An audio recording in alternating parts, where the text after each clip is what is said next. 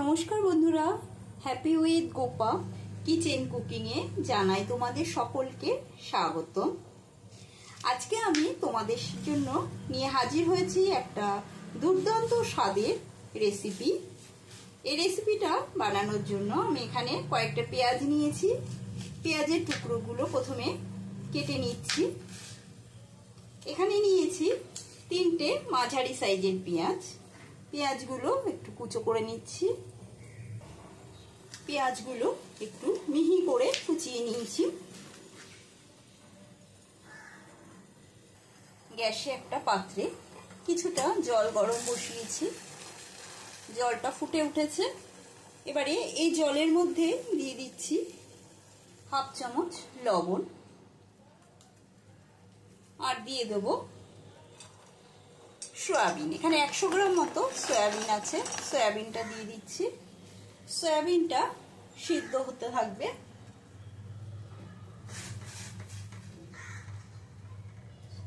একটু ঢেকে দিচ্ছি। গ্যাসের স্টিমটা লোতে রেখে সয়াবিনটা সিদ্ধ করে নেব। এখানে নিয়েছি 1 ইঞ্চির মতো আদা, 4 কোয়া রসুন আর একটা টমেটো 4 ফালা করে কেটে নিয়েছি। এবারে এই আদার টুকরো, 4 কোয়া রসুন আর টমেটোটা মিক্সারে একটু পেস্ট করে নেব। ঢাকাটা তুলে দিচ্ছি। সয়াবিনটা মোটামুটি সেদ্ধ হয়ে গেছে। সয়াবিন এরকম গরম জলে যদি দিয়ে তাড়াতাড়ি সেদ্ধ করে নেওয়া যায়, সেই জন্য গরম জলে দিয়ে আমি তাড়াতাড়ি সেদ্ধ করে নিলাম। এবারে সয়াবিনটা নামিয়ে নিচ্ছি। গ্যাসে একটা কড়াই বসিয়ে দিয়েছি। কড়াইয়ের মধ্যে দিয়ে দিচ্ছি সর্ষের তেল। কিছুটা সর্ষের তেল গরমে বসালাম। আদা, রসুন, টমেটোর পেস্ট হয়ে গেছে। পেস্টটা সরিয়ে রাখছি। সয়াবিনটা জল ঝরিয়ে একবারে ড্রাই করে নিয়েছি। একটুও জল নেই এর মধ্যে। এখন এই সেদ্ধ করা সয়াবিনের মধ্যে দিয়ে দিচ্ছি সামান্য লবণ। দিয়ে দেব 1/2 টিস্পুন ময়দা আর দিয়ে দিচ্ছি আদা, রসুন আর টমেটোর যে পেস্ট, সেই পেস্ট একটু দিয়ে দিলাম। এবারে ভালো করে এটা মেখে নেব।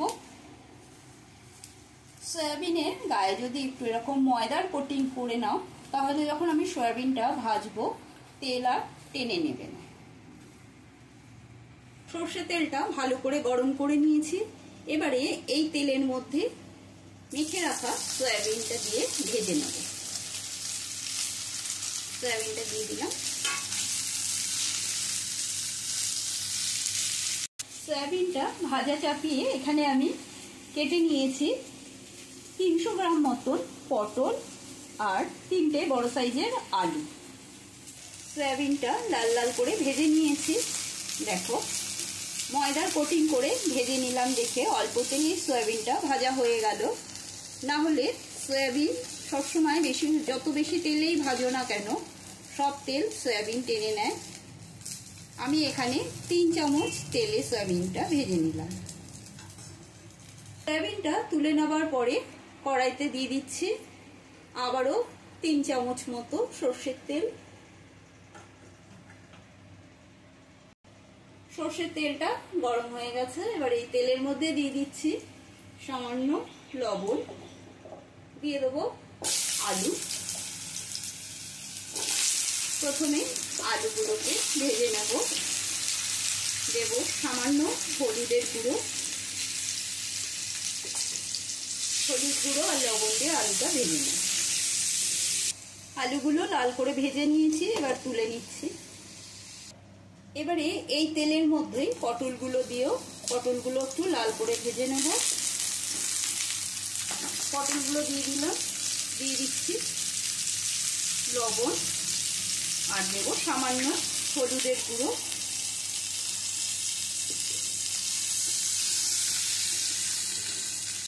পটলটা ভাজা হতে হতে আমি একটা বাটির মধ্যে কিছু মশলা নিয়ে নিচ্ছি। 1 চা চামচ জিরে গুঁড়ো। দিয়ে দিচ্ছি 1/2 চামচ কাশ্মীরি লঙ্কার গুঁড়ো, হাফ চামচ হলুদ গুঁড়ো, স্বাদ অনুসারে লবণ,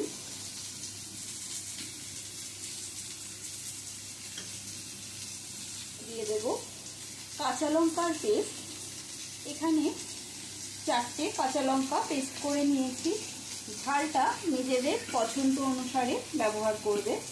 এবারে জল দিয়ে মশলাটা গুলে রেখে দেবে। পটলগুলো লাল করে ভেজে নেওয়া হয়ে গেছে। এবারে পটল ভাজাগুলো তুলে নিই। পটল ভাজাগুলো তুলে নেওয়ার পরে কড়াইতে আবারও 3 চামচ মতো সর্ষের তেল দিয়ে দিলাম।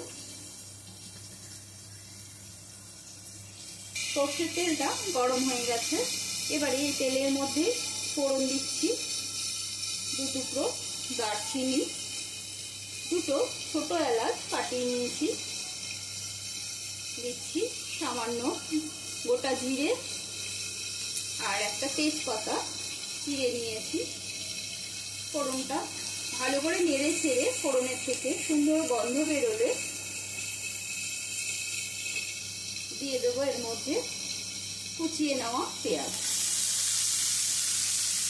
পেঁয়াজ কুচিটা দিয়ে দিলাম। এবার পেঁয়াজ কুচিটা নরম হওয়ার জন্য এর মধ্যে দিয়ে দিচ্ছি লবণ। পেঁয়াজটা ভেজে নেব লাল লাল করে। তোমরা যারা নতুন বন্ধু আমার চ্যানেলটা এখনো সাবস্ক্রাইব করে নাওনি, তোমাদের কাছে আমার অনুরোধ রইল আমার চ্যানেলটা সাবস্ক্রাইব করে নেওয়া, পাশে থাকা বেল আইকনটা প্রেস করে দেবে, যাতে আমার রান্নার নতুন নতুন নোটিফিকেশনগুলো সবার আগে তোমাদের কাছে পৌঁছে যায়। পেঁয়াজটা লাল করে ভেজে নেওয়া হয়েছে। পেঁয়াজটা একটু সাইড করে দিচ্ছি। এবারে এর মধ্যে দিয়ে দিচ্ছি পেস্ট করে নেওয়া টমেটো, আদা, রসুনের পেস্ট দিয়ে দিচ্ছি। এটাও একটু নেড়ে ছেড়ে নেব জলটা শুকনো পর্যন্ত। জলটা শুকিয়ে গেছে। এবারে এর মধ্যে গুলিয়ে রাখা মশলাটা দিয়ে দিচ্ছি।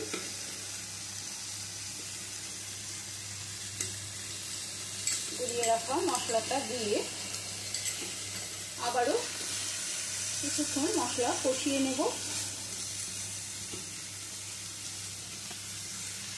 দিয়ে দিচ্ছি মশলার বাটি ধোয়া জল। 2 থেকে 3 মিনিট ধরে মশলাটা কষিয়ে নেব। মশলাটা 2-3 মিনিট ধরে ভালো করে কষিয়ে নিয়েছি। মশলা কষানো সুন্দর গন্ধ বেরিয়েছে। এবারে এর মধ্যে আবার একটু সামান্য জল দিয়ে দিলাম। জল দিয়ে এবারে দিয়ে দিচ্ছি ভেজে রাখা আলুটা।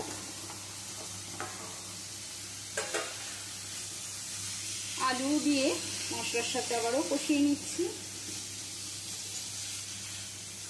এবারে এর মধ্যে দিয়ে দেবো ভেজে নেওয়া পটলগুলো।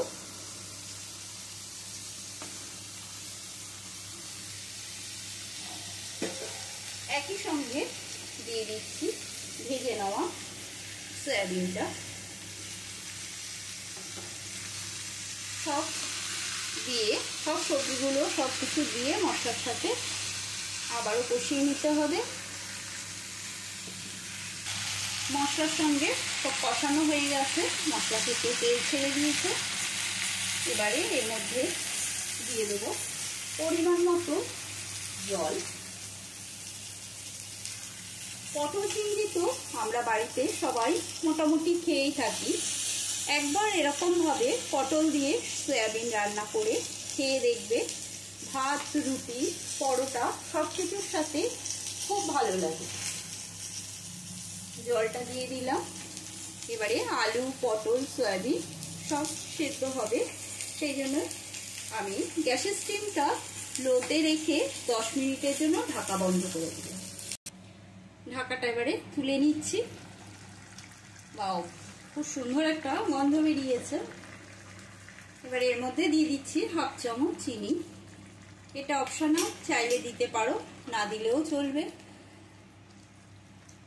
চিনিটা ভালো করে মিশিয়ে নিয়ে এবারে এর মধ্যে দিয়ে দেব গরম মশলার গুঁড়ো, আর দিয়ে দিচ্ছি হাফ চামচ মতো ঘি। গরম মশলা দিয়ে নেড়ে মিনিট 2-1 জন্য ঢাকাটা বন্ধ করে স্ট্যান্ডিং টাইমে রেখে দিচ্ছি। সয়াবিন দিয়ে পটলের তরকারি রেসিপিটা কমপ্লিট। আশা করি রেসিপিটা তোমাদের ভালো লেগেছে। ভালো লাগলে কমেন্ট করে অতি অবশ্যই জানাবে, বেশি লাইক দেবে। আর তোমরা যারা নতুন বন্ধু বা পুরনো বন্ধু আছো, তোমরা যদি আমার কাছে অন্য কোনো রেসিপি দেখতে চাও তবে কমেন্ট বক্সে অতি অবশ্যই লিখে জানাবে তোমরা কি কি রেসিপি আমার থেকে শিখতে চাও। আমি সেই সব রেসিপি তোমাদের সাথে শেয়ার করব। আজকের মতন এইটুকু। আবারও অন্য কোনো নতুন রেসিপি নিয়ে হাজির হব। সুস্থ থাকবে, ভালো থাকবে। ধন্যবাদ।